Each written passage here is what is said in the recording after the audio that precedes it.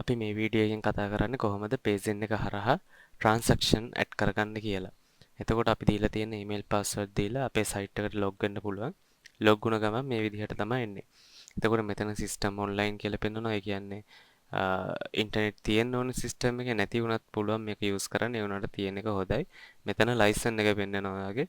එතකොට ලයිසන් එක එක්ස්පයර් වෙන්න එක්ස්පයර් වෙලා ඉවරට දවස් 3ක් අපි ඔයාලට වැඩිපුර දෙනවා. මෙතන පෙන්නනවා බෝනින් එකක් ලයිසන් එක රිනිව් කරගන්න කියලා.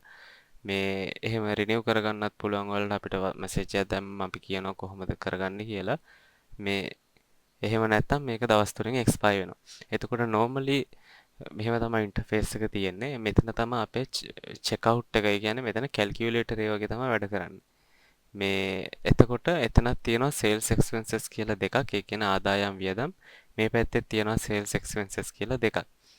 මෙතනදී අපේ තියෙනවා වර්ග දෙක තුනක් කොහොමද ඔයා මේ අපේ බුක් එකට ඇඩ් කරගන්නේ කියලා මේ විස්තර. එතකොට ඉක්මන් ක්‍රමත් තියෙනවා, ඩීටේල්ඩ් ක්‍රමත් තියෙනවා. එතකොට අපිට පුළුවන් දැන් normal default විදිහ නම් එක කස්ටමර්ට දැන් අපි හිතමුකෝ item 10ක් ගත්තේ කියලා. එතකොට ඒ item 10ම වැටෙන්නේ එකම description එකක් යටතේ. ඒක ඉක්මන් වැඩක්. එතකොට අපි කියමු මෙතන වැඩේ වෙන්නේ මෙතන කැල් එක වගේ වැඩ කරන්නේ. මෙතන අදාළ ගාන ගහලා ප්ලස් ඔබපුවම checkout එකට යනවා. එතකොට ඔයාලට කැමති විදිහට මේකේ කැල් එකයි කරගන්න පුළුවන් ওই විදිහට. ප්ලස් ඔබන්න අර පැත්තට යනවා. එතකොට කස්ටමර්ගේ අයිටම් ටිකේ ගානන් ටික ඉක්මනට හදාගන්න පුළුවන් මෙහෙම. අපි කැල් එකේ ගහනවා වගේ ප්ලස් ඔබ යන්න තියෙන්නේ. මෙතන වැඩි කිරීම කරන්නත් පුළුවන්. එතකොට දැන් 20 වරක් 5 ගහලා මම ප්ලස් එබුවොත් ඒක 100 විදිහට එහා පැත්තට යනවා. ඒ වගේ මෙතන වැඩි කිරීම කරලත් මේව කරගන්න පුළුවන්. මෙතන වැරදුනොත් ඔයාලට පුළුවන් මේක අයින් කරගන්න මෙතනින් මේ ඩිලීට් එක ඔබලා. එතකොට එහෙම තමයි. එතකොට කස්ටමර්ගේ බඩු දැන් මෙතන තියෙන 6ක් අපිට තව ඇඩ් කරලා ප්ලස් එකෙන් තමයි ඇඩ් කරන්නේ. ටැබ් එකෙන් අපිට අනිත් කොටුවට යන්න පුළුවන්. ඒ කියන්නේ අනිත් එක තියෙන කෑෂ් කියන එක. කෑෂ් කියන එක අපිට ඔහොම තියලා ආයෙ ටැබ් එකක් ඔබලා අනිත් එකට යන්නත් පුළුවන් ස්කිප් වෙන්න. නැත්තම් කස්ටමර් දුන්න කෑෂ් එක අපිට මෙතන ගහලා බැලන්ස් එක බලන්නත් පුළුවන්. කැල් එකේ අඩු කරනවා වගේ මෙතන 1000ක් දැන් කස්ටමර් දුන්නා නම් එතකොට අපිට බැලන්ස් එක 90යි කියලා පෙන්නනවා. ඊට පස්සේ ටැබ් එකක් ඔබලා අපිට යන්න පුළුවන් සමරි එකට. මෙතන ගහන ඒවා ඔයාලා සේව් වෙනවා. මුලින්ම නම් මොකුත් නැතිව ඒත් ගහන්න ඔයාලා සේව් වෙනවා. එතකොට ඒකක් මොන හරි සිලෙක්ට් කරලා නැත්නම් ඔයාලට මොන හරි ටයිප් කරන්නත් පුළුවන්. ටයිප් කරලා එන්ටර් ඔබපු ගමන් සේල්ස් පැත්තට ඒක යනවා. සේල් එකක් විදිහට. මේක තමයි ඩෙයිලි බුක් එක. එතකොට ඒ විදිහට තමයි වැඩ කරන්නේ. එතකොට ඉක්මනට කස්ටමර් කෙනෙක්ගේ මෙහෙම ගාලා ටැබ් එක මෙතන ගාන ගහලා බැලන්ස් එක බලලා මෙතන එකක් දාලා එන්ටර් වපු ගමන් අර පැත්තට යනවා.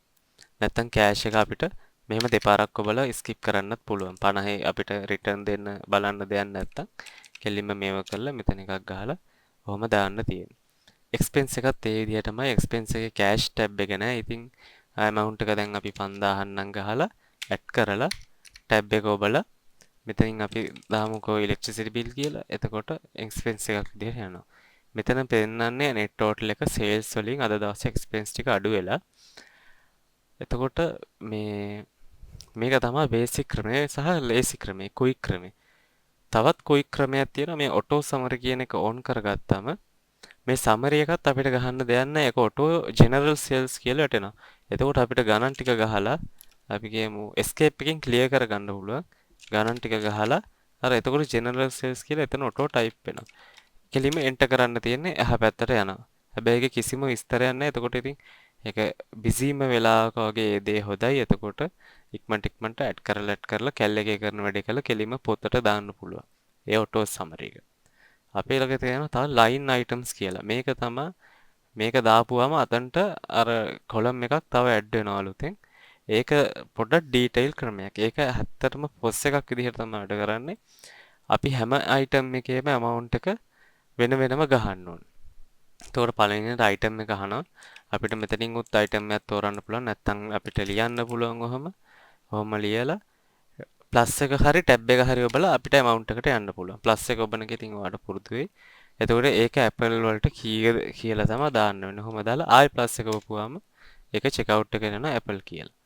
එතකොට මෙතනින් අපිට එකක් තෝරලා මේ ඔන්න ඔහොම එකක් තෝරන්නත් පුළුවන්. තෝරලා ප්ලස් ඔබපුවාම amount එකට යනවා. එතන ගාන ගහලා ප්ලස් ඔබපුවාම එහා පැත්තට යනවා. ආයෙත් ඔක්ටෝබර් කර්සර් එක item එකට තමයි එන්නේ. එතකොට අන්න ඒ විදිහට තමයි මේක ඔන්න ඔහම වැඩ කරන්නේ ඩීටේල්ඩ්. ඊට පස්සේ අපිට පුළුවන් ටැබ් දෙකක් ඔබලා කෑෂ් එකට යන අර වගේම ඔතනත් එකක් ගහලා අපිට සමරි එකකුත් දෙන්න පුළුවන්. ඒ කියන්නේ මෙතන පෙන්වන්නේ සමරි එක තමයි ඔය පෙන්වන්නේ කළු පාටට. එතකොට අපි මොන හරි සමරි එකකුත් දෙන්න පුළුවන්. එතකොට අපිට කොහොම දාලා එන්ටර් කරා නම් එහා පැත්තට යනවා. එහා පැත්තේ දැන් ඒකට ඩීටේල් විදිහට මේ මෙතන කර්සර් එකක් පෙන්වනවා පොඩි ඇරෝ එකක්. ඒක ඔබපුවාම ඒක යටතේ තියෙන සබ් අයිටම් ටික අපිට පෙන්වනවා. ඒ කියන්නේ අපි දැන් මෙතනින් එක ගානේ දාපු ඒවා මේ මෙතන පෙන්වනවා. මේක වැඩ කරන්නේ මේ ලයින් අයිටම්ස් එක ඕන් එකේ තියෙද්දි විතරයි. ඒක ඔෆ් කරාම අතන ඒක නැතුව යනවා. එතකොට මේ විදිහට වැටෙන්නේ. ලයින් අයිටම්ස් දාපුවාම අපිට ඩීටේල් විදිහට ගන්න පුළුවන්. මේක ඉතින් අරකට වඩා ස්ලෝ වෙනවා. මොකද එකින් එකට ගහන්න ඕනේ. හැබැයි ඩීටේල්. එතකොට අපි තව එකක් කරොත් මොන හරි අපි ඔන්න ෆොටෝකොපි කියලා දාලා ෆොටෝකොපි වලට 25යි ප්ලස් ඊට පස්සේ මොනවද බුක්ස් වලට 1500යි ප්ලස් ඒකේ දාලා කෑෂ් වලට ගිහලා ගහනවා නම් කෑෂ් එක ගහන්න නැත්නම් ඒක ස්කිප් කරන්න පුළුවන් ඔන්න ඔහම ගහලා බැලන්ස් එකත් පෙන්නනවා මොන බුක්ස් කියලා දාලා එන්ටර් කරා නම් ඒකත් අර විදිහට යනවා බුක්ස් කියලා ඒ යටතට එන්නේ කොහොම තමයි දාන විදි තුන අපේ. එතකොට ඔටෝ සමරි කියන එක ඉතින් මේකටත් ඕන් කරගන්න පුළුවන් මේ විදිහටත්. එතකොට අතන ගහනදී සමරි එක ඔටෝම මේ නෑ ඔටෝම ඇඩ් වෙනවා. ඒත් ඉතින් එතකොට මේ ජෙනරල් සේල්ස් කියලා තමයි ඇඩ් වෙන්නේ. ඊට වඩා හොඳයි මොන හරි මේ මීනින් එකක් තියෙන එකක් ගැහුවා නම් ඔයාලට කැමති විදියට. එතකොට ඒක තමයි බේසික් විදිය. ඊට පස්සේ අපේ තව තියෙනවා අපේ පරණ ඩේට් වලට ගිහිල්ලා වුණත් බලන්න පුළුවන්. දවස් 15ක් යනකම් ඔයාලට පිටිපස්සට යන්න පුළුවන්. මේ දැන් මෙතන ඉන්වොයිස් එකක් ඇඩ් කරපු එකක් තියෙනවා. මේ විදිහට ඇඩ් වෙන්නේ. මෙතනක් තියෙනවා මේ විදිහට. ඔන්න ඔය විදිහට අපිට පිටිපස්සට ගිහින් බලන්න පුළුවන්. මේ තුන්වෙනි දයව, දෙවෙනි දයව. එතකොට අපි දවස් 15ක් දෙන්නේ ඔයාලට රිපෝට් ඩවුන්ලෝඩ් කරගන්න අමතක වුණා නම් ඩවුන්ලෝඩ් කරගන්න විතරයි. දවස් 15ම දෙනවා මාස භාගයක් දෙනවා.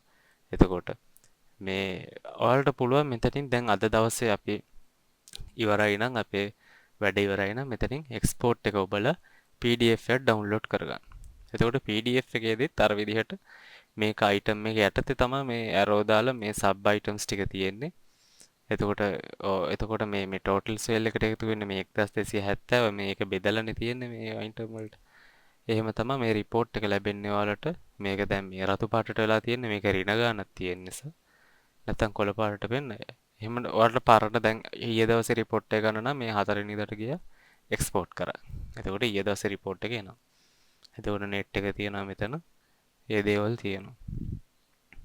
ඒ වගේ දවස් 15ක් යනකම් මේ ඔයාලට ගිහින් බලන්න පුළුවන් expenses මෙතන තියෙනවා. මෙතනින් මේල් කියලා බටන් එකක් තියෙනවා. මේල් කියන බටන් එක ගැහුවොත් ඒ report එක අර අපිට ලැබුණ PDF එක කෙලින්ම ඔයාලගේ මෙතන තියෙන මේල් එකට යනවා. අපිට දීලා තියෙන මේල් එකට ඒක මේල් වෙනවා. ඊට පස්සේ මෙතන තියෙන මාසේ report එක කියන්නේ මේ දැන් හැම net total එකම මුළු මාසෙම එකතු වෙච්ච ඒවා. එතකොට මම 4 වෙනි මාසේ දැන් මේ fill කරලා තියෙන්නේ export කරොත් මුළු 4 වෙනි මාසෙම දේවල් එනවා. මෙතන total orders ගන්නයි මොනවාද sales expense net total එක මුළු මාසෙම report එකක් ගන්න පුළුවන්. ඒකෙන් mail button එකක් තියෙනවා. එතකොට දැන් 4 වෙනි මාසේ නම් යන්නේ අපිට පුළුවන් 3 වෙනි මාසේ දෙවෙනි මාසේ report ගන්නත් පුළුවන්. මාස 3ක report ගන්න පුළුවන්. උතන 3 ගහලා ඔයාලට කැලෙන්ඩර් එකක් පෙන්නුවොත් කැලෙන්ඩරෙන් මාර්ච් මාසේ මාක් කරන්න පුළුවන්. export කරාම මේ 3 වෙනි මාසේ දේවල් එන්නේ මේ 2026 3. එතකොට ඒ මාසේ ඒ විදිහට ඔයාලට report save කරගෙන තියාගන්න පුළුවන්.